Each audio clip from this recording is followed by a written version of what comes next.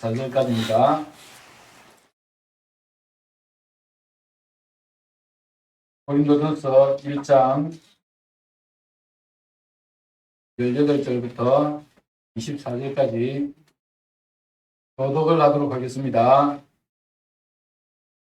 18절을 제가 먼저 읽겠습니다. 십자가의 도가 멸망한 자들에게는 미련한 것이요 구원을 받는 우리에게는 하나님의 능력이라. 지혜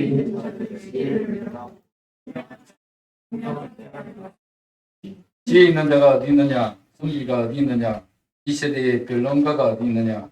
하나님께서 이 세상의 지혜를 일어나게 하신 것이 아니냐? 하나님의 지혜에서 이 천이 많이 지혜로운 하나님의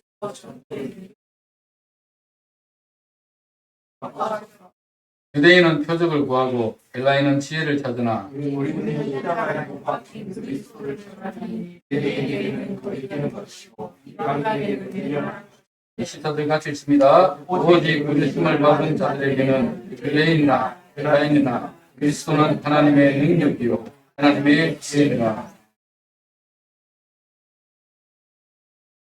오늘 말씀의 제목은 십자가는 하나님의 능력과 지혜입니다. 그 말씀의 제목입니다. 저는 유튜브에 정흥수라고 하는 전 아나운서의 강의를 종종 듣습니다. 그분은 대화법 이런 것을 가지고 주로 강의를 하는데 제가 그 유튜브를 자주 보는 이유는 뭐냐면 제가 대화를 잘 못합니다. 말을 잘 못합니다. 성격도 좀 쑥스러움이 많고 내성적이라서 사람들과 사귀고 하는 게 쉽지 않습니다. 그런데 사귀고 나면 참 말을 잘하는데 사귀기까지가 힘이 들어요. 그래서 처음 이렇게 사람들이 있는 곳에 가면 굉장히 쭈삣쭈삣하고 말을 잘 못합니다. 그래서 그분의 이야기를 자주 듣습니다. 저는 말 잘하는 친구들이 참 부러웠어요.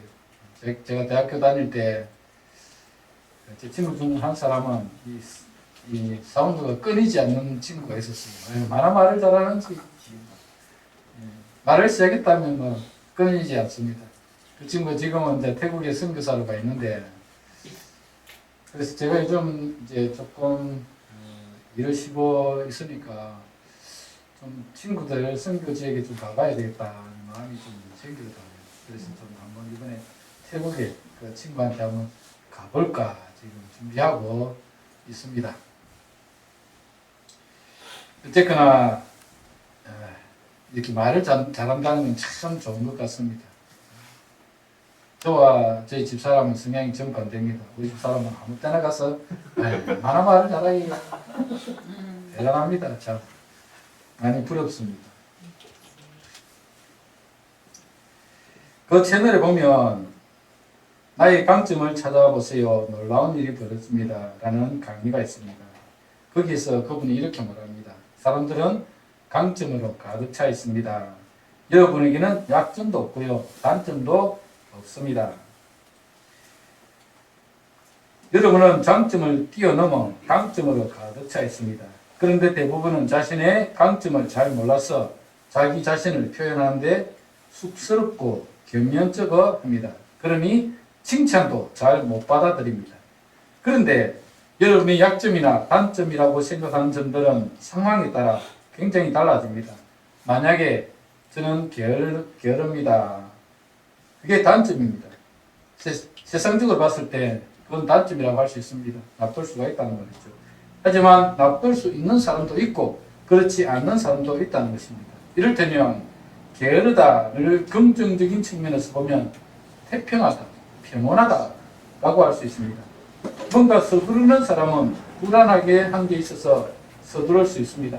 그런데 게으른 사람은 마음의 평정심을 잘 유지하는 사람이라서 늦어도 괜찮겠지 라고 하면서 늦잠을 부리기도 합니다. 그의 평온함이 강점이 되는 것입니다. 만약에 미래의 업무를 완벽하게 끝내는 걸 추구하는 사람이 보기에는 빠른 속도로 추진하는 사람을 성급하다고 비난할 수 있습니다. 그런데 또 상황이 바뀌어서 속도감 있게 일을 처리해야 할 때는 빠르게 일을 잘하는 사람을 보면서 일 잘하네 라고 말할 수 있습니다. 여러분은 오늘 내 얼굴을 봤을 때 마음에 들기도 하고 어떨 때는 마음에 안 들 때도 있습니다. 똑같지만 그렇습니다. 상황에 따라서 우리는 달라질 수 있는 살아있는 사람이기 때문에 나는 이게 단점이고 약점이라고 정해서는 안 됩니다. 그분이 말씀하기를 수강생들에게 이런 이야기를 자주 한다고 합니다. 강점투성이. 강점투성이. 그렇게 받아들이는 사람은 어떻게 되느냐 하면 발표를 뛰어나게 잘한다는 겁니다. 면접에서 1등을 받게 갑니다. 왜냐하면 자신감이 충만히 쌓이니까. 반대로 나는 약점투성이라고 생각하는 사람은 주눅이 될 수밖에 없습니다. 한번 따라해볼까요? 나는 강점투성입니다. 따라해보세요. 강점투성이다. 그렇습니다. 여러분 강점투성입니다. 여러분이 단점이라고 생각하는 약점이라고 생각하는 게 상황에 따라서는 강점으로 바뀔 수 있고 장점으로 바뀔 수가 있습니다. 그래서 여러분이 가지고 있는 단점도 강점이 될 수 있습니다. 그래서 여러분은 강점 투성입니다.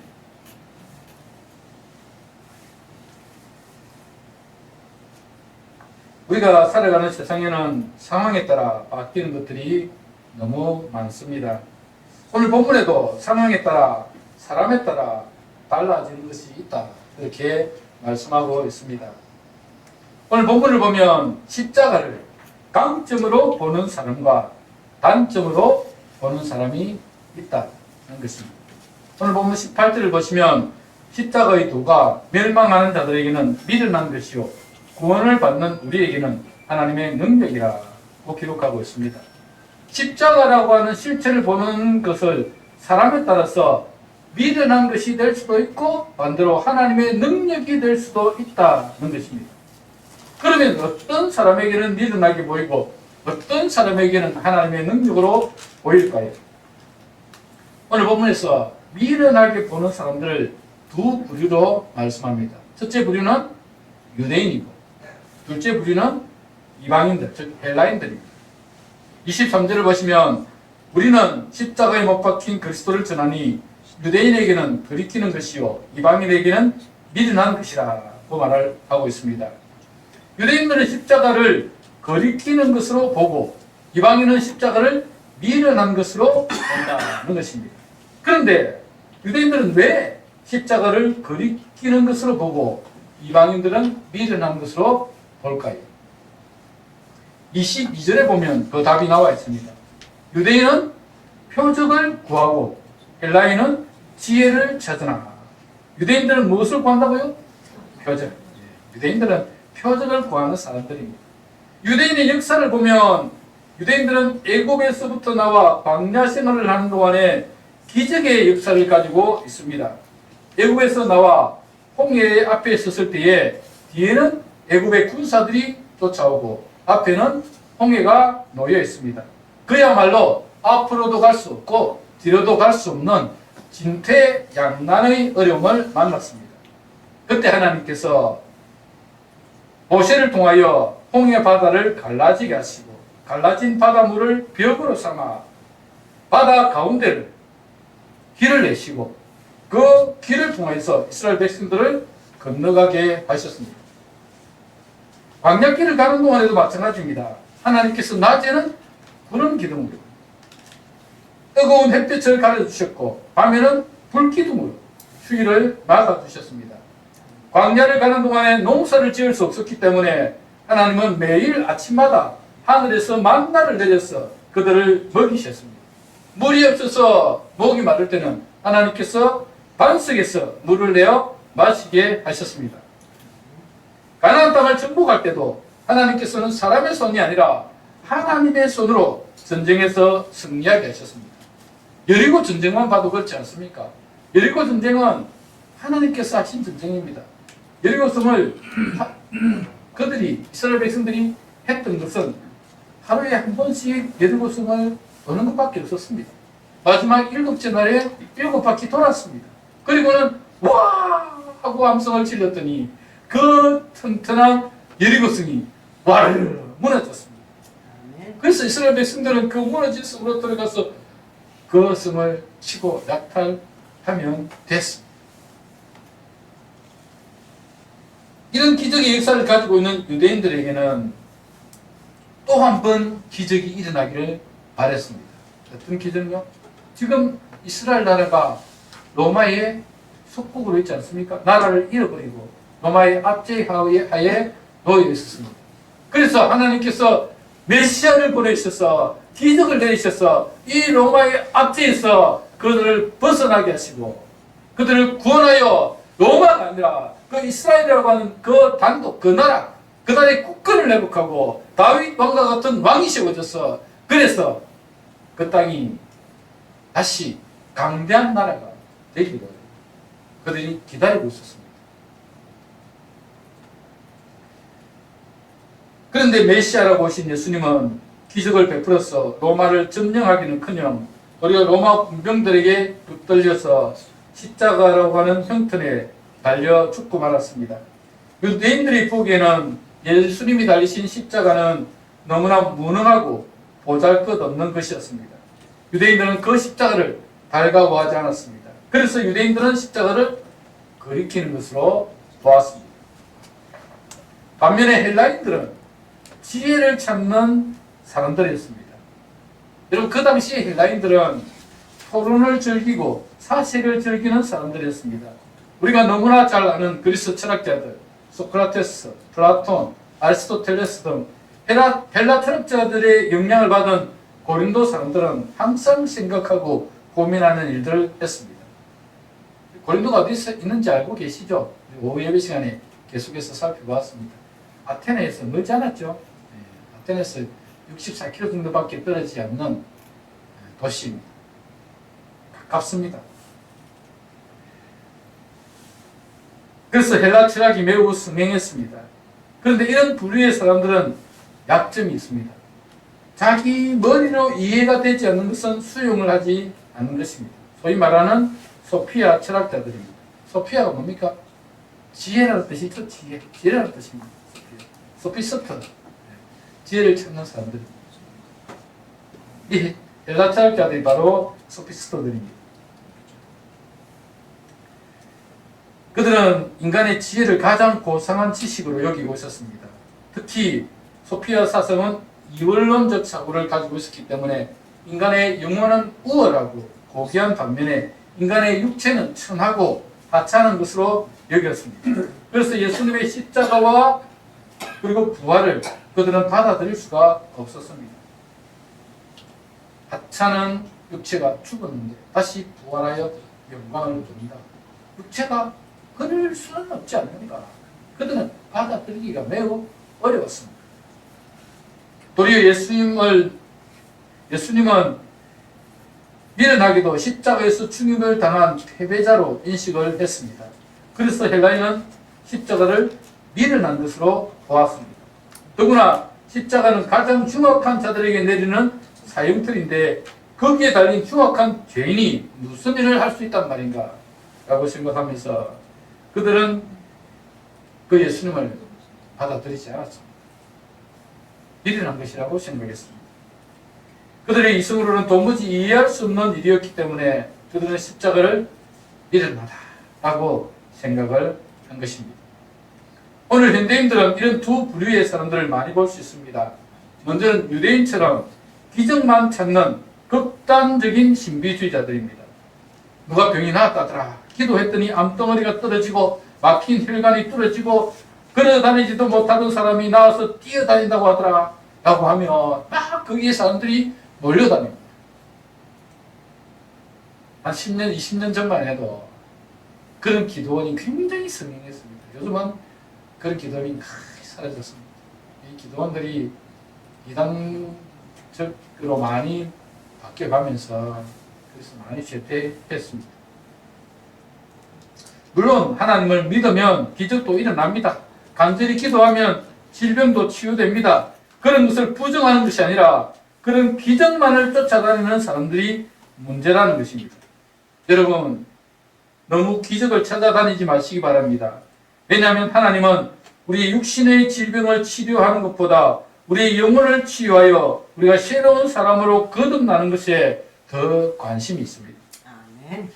육신의 질병을 치료하여 잠시 세상에서 더 사는 것보다 영혼이 치료를 받아 영원한 생명을 누리는 것을 하나님은 더 원하고 계신다는 것입니다. 아멘. 오늘날에도 유대인처럼 기적을 찾는 사람들은 십자가가 끊어집니다.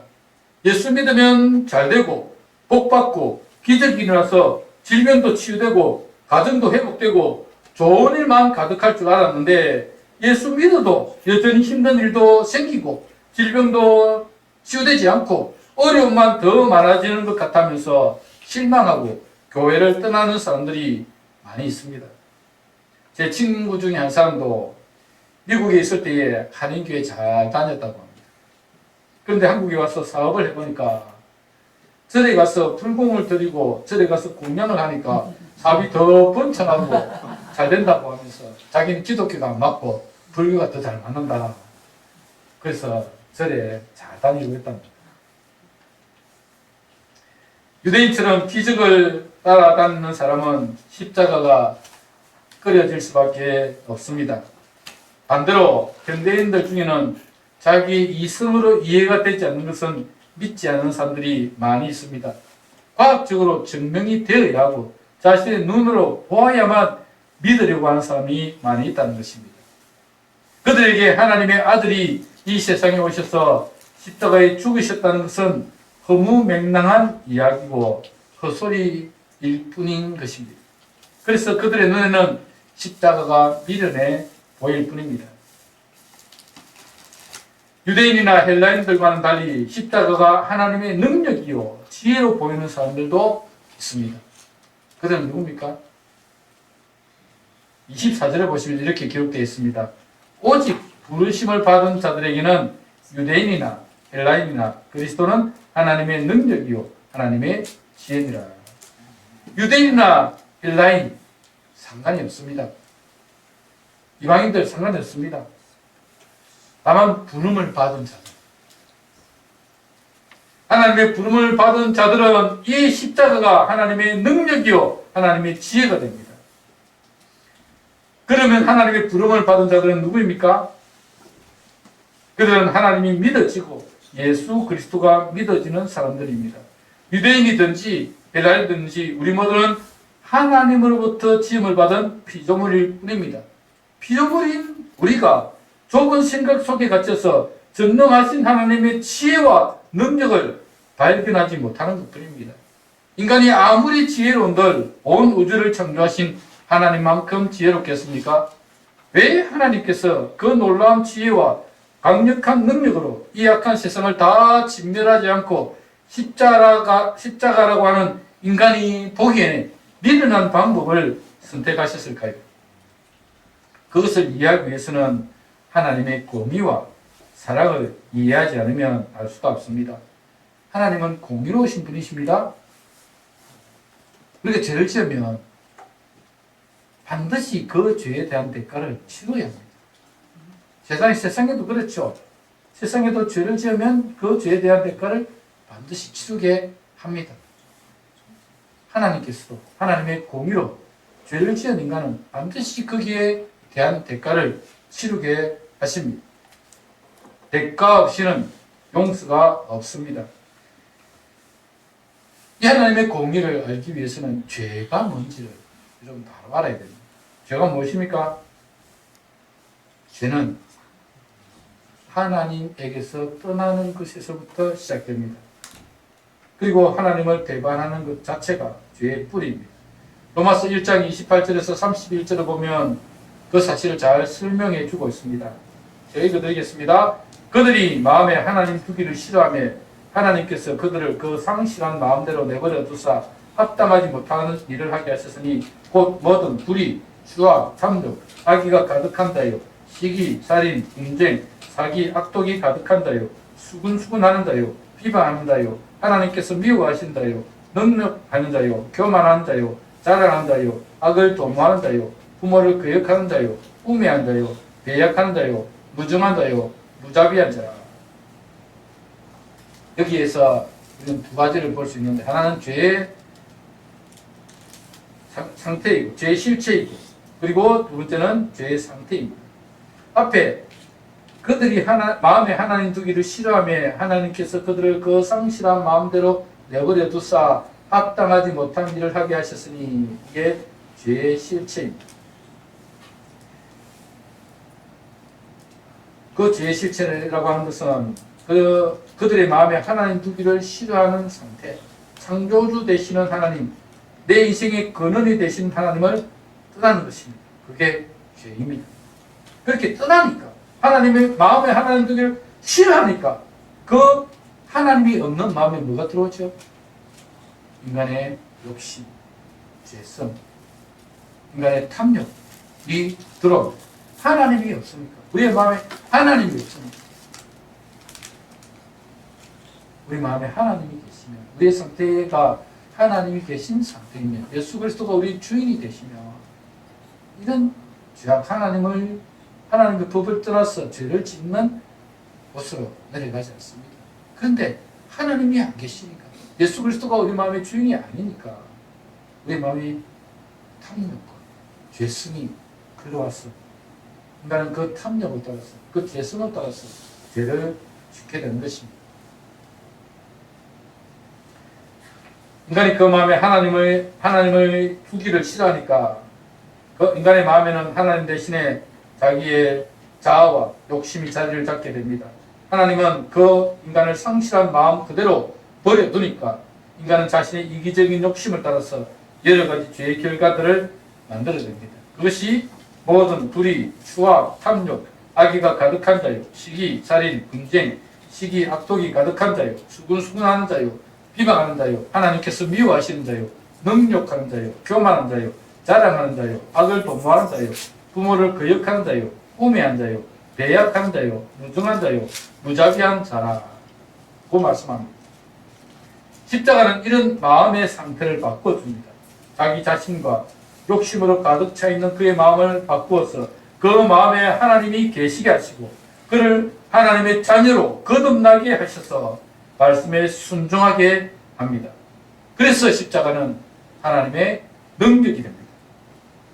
하나님의 공의는 이렇게 하나님을 떠나 하나님의 명령을 거역하고 이기적이고 욕망으로 가득 차 있는 인간들을 반드시 심판하도록 되어 있습니다. 그러나 하나님은 범죄한 인간들이 다 진멸되는 것을 참아 보실 수 없었습니다. 그래서 하나님은 인간을 구원하기 위한 가장 지혜로운 방법을 선택하셨는데 그게 바로 십자가의 기시. 자기 아들이신 예수 그리스도를 인간의 몸을 입게 하시고 이 땅으로 보내셔서 인간들을 위해서 십자가에 죽게 하셨습니다. 이것이 바로 하나님의 지혜이며 인간을 향한 하나님의 사랑입니다. 이 십자가는 헬라인들처럼 이성적, 과학적 관점에서는 절대로 이해할 수 없습니다. 예를 들어서 어머니의 눈물을 과학적으로 접근을 해봅시다. 이 눈물은 물이 몇 %이고 그 위에 다른 성분들이 몇 %인지를 과학적으로 다 이렇게 분석해 냅니다. 그 분석한 그것이 어머니의 눈물일까요?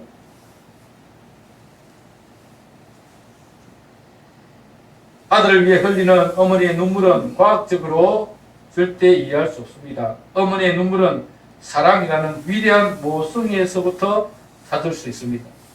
십자가는 우리를 향하신 하나님의 사랑의 관점에서 이해해야 한다는 것입니다.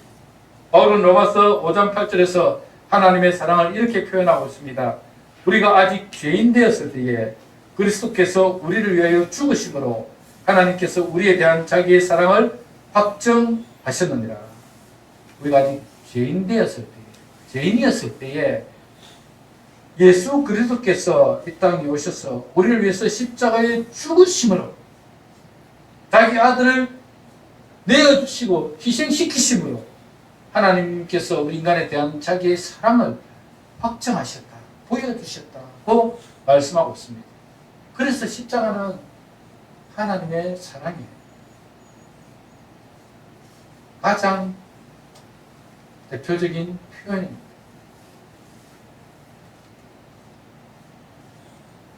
이 십자가는 혼미한 상태에 빠져있는 나를 불쌍히 보시고 나를 사랑하셔서 나를 건져주신 하나님의 사랑의 흔적입니다. 그래서 십자가가 감격이 되는 것입니다.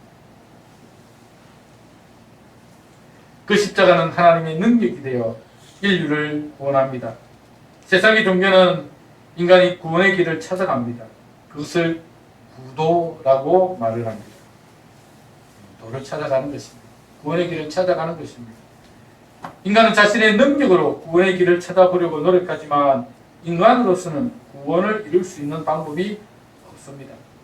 그런데 기독교는 우리가 구원의 길을 찾아가는 것이 아니라 반대로 하나님이 친히 찾아오셔서 구원을 이루어 주십니다. 인간 편에서는 구원을 이룰 수 없기 때문에 하나님께서 친히 인간 안에 들어오셔서 인간들에게 이 구원의 놀라운 역사를 이루어 주십니다. 우리 인간 안에 들어오신 하나님이 바로 예수 그리스도이십니다. 그분은 본래 인간이 아니셨죠. 하나님이셨습니다. 그런데 인류를 구원하기 위해서 인간이 되셨습니다. 세상을 창조하신 제2위의 하나님이신 예수 그리스도께서 인간의 몸을 입으셨습니다. 인간 마리아의 몸을 빌려서 성령으로 잉태되셨고 죄 없는 인간의 몸을 입고 오신 하나님의 아들, 그분이 예수 그리스도이십니다.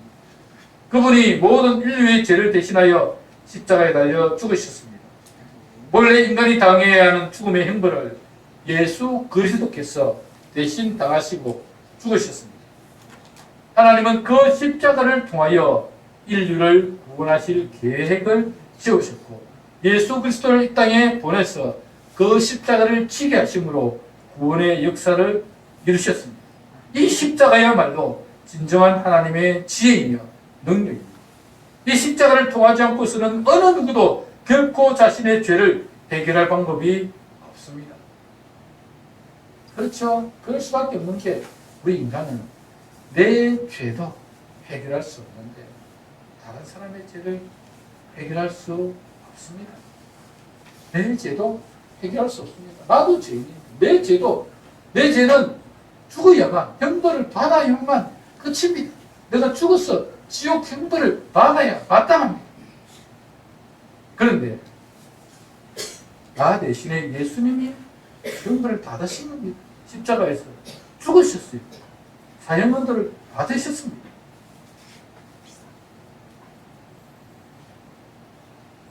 그 예수님을 우리가 마음을 모시고 그 깨끗함을 믿음으로 영접하면 그 예수 그리스도의 보배한 피가 우리 죄를 다 씻어주시고 우리를 깨끗하게 하셔서 하나님의 자녀로 삼아 주시는 것입니다. 이 십자가를 통하지 않고서는 어느 누구도 자신의 죄를 해결할 수 없기 때문에 하나님은 예수 그리스도를 자기의 아들 하나밖에 없는 독생자를 우리 위에 내어주셔서 십자가에 죽게 하시는 우리를 구원해 주셨습니다. 이것이 하나님의 지혜, 하나님의 능력입니다. 오늘 보면 24절에 그리스도는 하나님의 능력이고 하나님의 지혜이다라고 말씀하고 있습니다. 그래서 하나님의 능력이라고 하는 이라는 능력은 디나미스라고 디나미스인데 이 디나미스는 다이나마이트의 어원이 됩니다. 다이나마이트. 하나님의 능력은 그만큼 폭발적인 능력을 가지고 있습니다. 그리스도의 십자가는 놀라운 능력을 나타내고 있다는 것을 보여줍니다. 그런데 아무리 십자가 능력이 된다고 할지라도 우리가 마음을 닫아버리고 나는 헬라인이다. 나는 내 머리로 이해되지 않으면 받아들이지 않겠다. 라고 한다면 그 십자가는 그에게 아무 의미가 없습니다. 반대로 나는 유대인이다. 나는 기적을 보지 않으면 안 믿겠다. 그러면 그 십자가는 우리에게 아무 능력을 보여줄 수가 없습니다. 우리의 마음의 문을 열고 믿음으로 받아들일 때 그 십자가는 우리에게 능력이 됩니다. 그래서 하나님은 우리에게 자유의지를 주셨습니다. 하나님은 하나밖에 없는 예수 그리스도를 보내셔서 구원의 역사를 이루어 주셨습니다. 그러나 그 구원의 역사에 참여하는 것은 인간의 몫으로 남겨주셨습니다. 하나님은 인간에게 자유의지를 주셔서 선택하게 하셨습니다. 그 사람 아담과 하와에게 선택권을 주셔서 선악과를 따먹든지 따먹지 않든지 그것은 너의 자유이다. 그러나 나는 너에게 분명히 경고하는데 선악과를 먹으면 죽게 될 것이다. 고 경고했습니다. 하나님의 경고를 들었지만 아담과 하와는 그 선악과를 따먹으면 하나님처럼 된다는 사탄의 유혹을 이기지 못하고 하나님을 거역하고 선악과를 따먹고 말았습니다. 하나님은 지금도 우리에게 선택권을 주셨습니다. 우리가 다시 살아날 수 있는 길을 열어주시면서 나는 구원의 길을 열어놓았으니 그 길을 선택하는 것은 너희의 자유이다. 그러나 그 구원의 길을 선택하지 않을 때는 영원한 죽음이 기다리고 있다. 지옥 형벌이 기다리고 있다. 하고 경고하고 있습니다. 사랑하는 여러분, 여러분은 어떤 선택을 하시렵니까? 하나님의 경고를 무시하고 여러분 마음에 하나님 두기를 싫어하여 여러분 마음의 주인이 여러분이 되시고 그 하나님이 계시지 않은 그곳에 여러분의 욕심, 욕망이, 탐욕이 가득하여 세상의 죄악으로 채우시겠습니까? 우리 마음에 하나님이 계시지 않으면 예수 그리스도가 내 마음의 주인이 되지 않으며 여러분 우리는 하나님의 명령을 따라 살아갈 수가 없습니다. 내 마음에 예수 그리스도께서 주인이 되실 때 그 명령을 따라서 말씀에 순종하며 살아가는 것입니다. 그래서 그분을 우리의 마음의 주인으로 모셔드려야 돼요. 믿음으로 그분을 영접해야 합니다. 그래야 그분을 따라서 그분의 말씀을 따라서 순종하며 살아가는 것입니다. 인간이 아무리 강해도 죄의 유혹을 이길 수가 없습니다. 어떻게 절대 어떻게 물어볼게요. 여러분 중에 죄 한 번도 짓지 않은 사람 있다. 손 들어보세요. 없습니다. 없죠? 예, 없습니다. 저도 그렇고 여러분도 마찬가지입니다. 누구나 실수합니다. 누구나 유혹에 빠질 수 있습니다. 그런데 우리의 마음속에 주님이 예수 그리스도께서 우리의 주님이 되시고 그분의 성령을 따라서 살려고 노력하면 죄의 유혹을 이길 수 있습니다. 이기게 됩니다.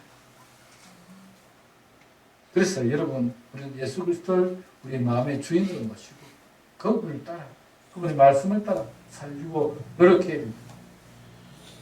내가 내 마음의 주인이 되고 내가 내 삶을 주관하려고 하면 우리 마음속에는 끊임없이 탐욕이 들어오고 욕망이 들어오고 욕심이 들어와서 죄를 지을 수밖에 없는 것입니다.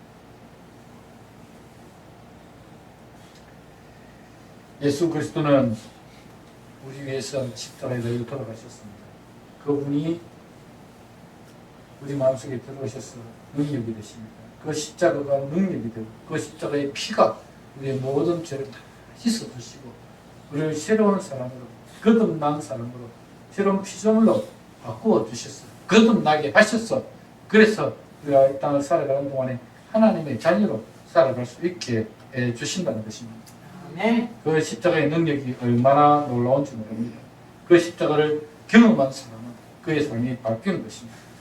사랑하는 여러분, 지금 여러분이 나를 향한 하나님의 놀라운 사랑을 발견했으면 좋겠습니다. 그 십자가의 능력을 발견했으면 좋겠습니다. 그 사랑을, 그 희생을 여러분 깨달았으면 좋겠습니다. 그래서 그 십자가의 능력이 여러분의 삶 가운데 나타나기를 바랍니다. 예수 그리스도를 영접하는 그분이 여러분의 삶 속에 주인이 되셔서 여러분의 삶을 인도해 가시도록 여러분이 그분을 마음속에 믿음으로 영접하셔야 합니다. 그러면 여러분의 인생이 바뀝니다. 여러분의 길이 새로워집니다. 예수 그리스도께서 열어놓으신 새 길로 갈 수가 있는 것입니다. 예수 그리스도만이 내 인생의 구원의 길임을 믿고 그분을 믿음으로 영접하셔서 여러분 삶 가운데 여러분이 새로운 인생, 새로운 피조물로 거듭나셨어요. 정말 하나님이 기뻐하시는 하나님의 자녀들로 살아가시기를 주님의 이름으로 축복합니다. 아멘. 말씀을 기억하면서 함께 기도하겠습니다. 하도록 하겠습니다. 기도할 때 하나님, 우리가 이 땅을 살아가는